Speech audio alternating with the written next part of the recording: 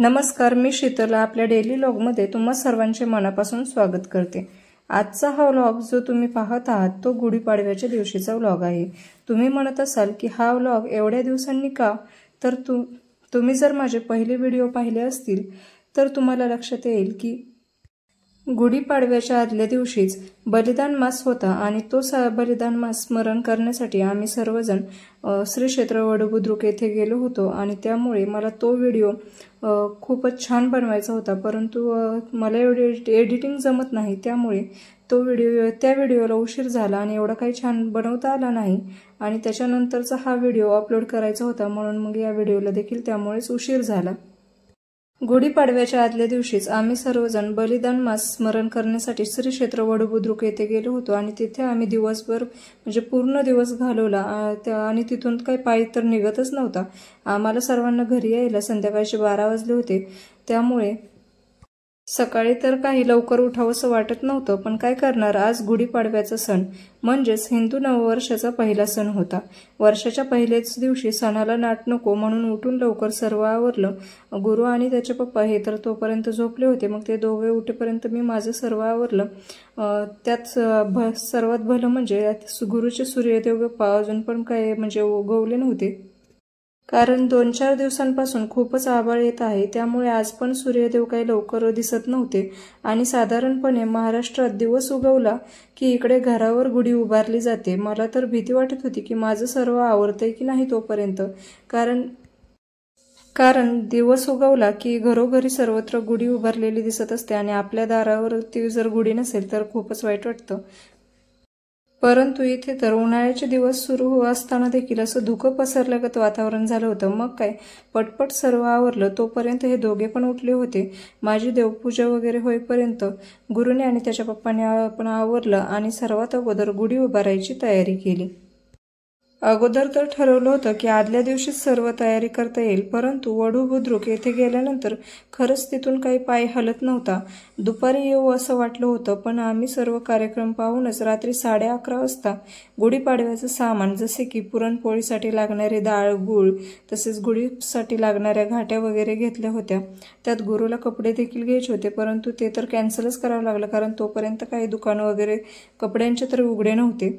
किराणा दुकान हे पण म्हणजे लावायच्याच तयारीत होते, त्यांनी अर्ध शटर बंद केलं होतं। त्यात देखील आम्ही मग गुढीपाडव्यासाठी अगोदर सामान घेऊन आलो, कारण काय आहे की हिंदू धर्मामध्ये किंवा आपल्या भारतीय संस्कृतीमध्ये नवीन वर्षाचं म्हणा, लक्ष्मीपूजनाचं म्हणा, बाहेर असं काही म्हणजे पैसे वगैरे देत नाहीत, किंवा आमच्या इथे तर देत नाहीत, तुमच्या इथे देतात का हे कमेंट करून नक्की कळवा। आमच्या इथे असं म्हटलं जातं की नवीन सालाचं किंवा लक्ष्मीपूजनचं वगैरे आपल्या घरातील लक्ष्मी सकाळी सकाळी किंवा रामधामाच्या पारी दुसऱ्यांना देऊ नये, आणि असं गुढीपाडवा असेल किंवा सणसुद्धा असेल तर तेव्हा तर कसं सर्व काही म्हणजे आपल्याला टायमिंगवर लागतं, तसेच सकाळी सकाळीच याची तयारी करावी लागते, त्यामुळे सकाळी दुकानात जायला नको म्हणून मग आम्ही संध्याकाळी सर्व आणून ठेवलं होतं। आणि अशा प्रकारे उठायला जरासा उशीर झाला होता, परंतु तरी देखील सर्व काही व्यवस्थित वेळेवर पार पडलं होतं। मिस्टरांनी गुढी उभारली, त्यानंतर मी गुढीची पूजा वगैरे केली, नैवेद्य वगैरे दाखवला, गुढीला घाटी वगैरे अर्पण केली आणि मग त्यानंतर गुरुला देखील घाटीसाठी खूप वेळापासून तो बोलत होता मला घाटी पाहिजे, परंतु म्हटलं की अगोदर गुढीला घाटी चढवावी आणि नंतर मग तुला देता येईल, म्हणून असं त्याला समजावलं होतं। मग त्याची सर्वात जास्त घाई चालली होती, मग त्याच्या गळ्यात अशी घाटी घातली होती आणि त्याच्या चेहऱ्यावरचा आनंद पाहून खरंच स्वतःचे लहानपणीचे दिवस आठवले, जेव्हा आपल्याला देखील असं लहानपणी आईवडिलांनी अशी घाटी वगैरे गळ्यात घातल्यावर खूपच छान वाटायचं। त्याच प्रकारे त्याचा आनंद पाहून मग खरंच असं एक वेगळंच स्वतःचं पण बालपण जगता येतं असं वाटत होतं। गुढी उभारल्यानंतर त्याची पूजा वगैरे झाल्यानंतर मग सर्वात शेवटी रांगोळी काढायला घेतली, कारण अगोदर जर काढत बसायचं म्हटलं तर मग खूप उशीर झाला असता, म्हणून मग नंतर मग रांगोळी काढत बसले। मला तर काय मागच्या व्हिडिओत देखील सांगितलं होतं की मला काही रांगोळी जास्त छान अशी येत नाही, परंतु कसं तरी मी प्रयत्न करते आणि साध्या सोप्या पद्धतीने, परंतु त्यामध्येच काही ना काही गुढीपाडवा हिंदू नववर्षाचा पहिलाच सण होता आणि हा सण आपल्याला आता साजरा करता येतोय तो म्हणजे छत्रपती संभाजी महाराजांनी जो बलिदान केले होते त्यामुळे रांगोळी काढताना सर्वात अगोदर भगवा आपला असा रंग भरला आणि त्यामध्ये हिंदू नववर्षाच्या शुभेच्छा असं टाकलं आणि जे हिंदू धर्मामध्ये पवित्र मानली जाते अशा गायीचे गोपद्म देखील काढले। अशा प्रकारे माझी साधी सोपी रांगोळी तयार झाली आणि त्यानंतर मग गुढी उभारायच्या अगोदर आंघोळ केल्या अगोदर मी सर्वात अगोदर कुकरला डाळ लावली होती। म्हटलं तर गुढीचं वगैरे सर्व आवरून होईपर्यंत डाळ शिजेल। मग अशा प्रकारे हे पहा आपली डाळ देखील शिजली होती।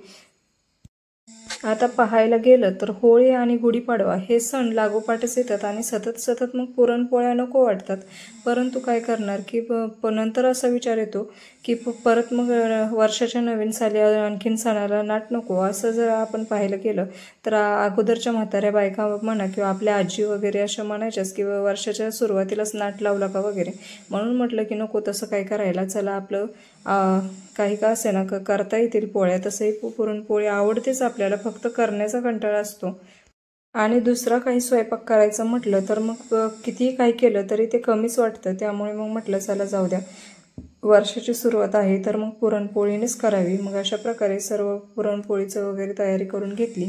आजकाल सोशल मीडियावर गुढीपाडव्याविषयी बरीच वेगवेगळी मते पाहायला भेटतात, जसे की छत्रपती संभाजी महाराज यांचं बलिदान मास लगेच संपतं आणि त्यानंतर लगेच दुसऱ्या दिवशी गुढीपाडवा येतो। मग आपल्याला या दैवताच्या दुर्दैवी करून अंत झाला होता आणि आपण हा सण कसा साजरा करायचा।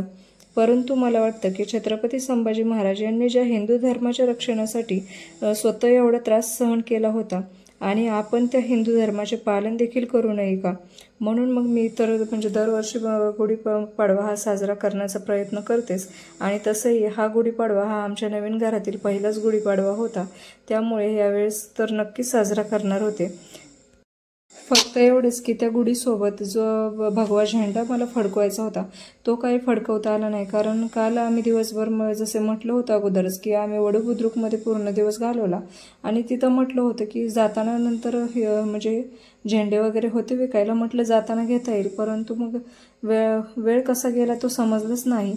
संपूर्ण कार्यक्रमामध्ये गर्दी तर तिथे खूप होती आणि त्यामध्ये वेळ पण गेला आणि येताना खूपच उशीर झाला होता, तोपर्यंत तर सर्व बंद झालं होतं आणि त्यामुळे खरंच म्हणजे झेंडा काही आणता आला नाही। म्हणून म्हटलं चला आता यावर्षी नाही पण पुढच्या वर्षी नक्की आणू।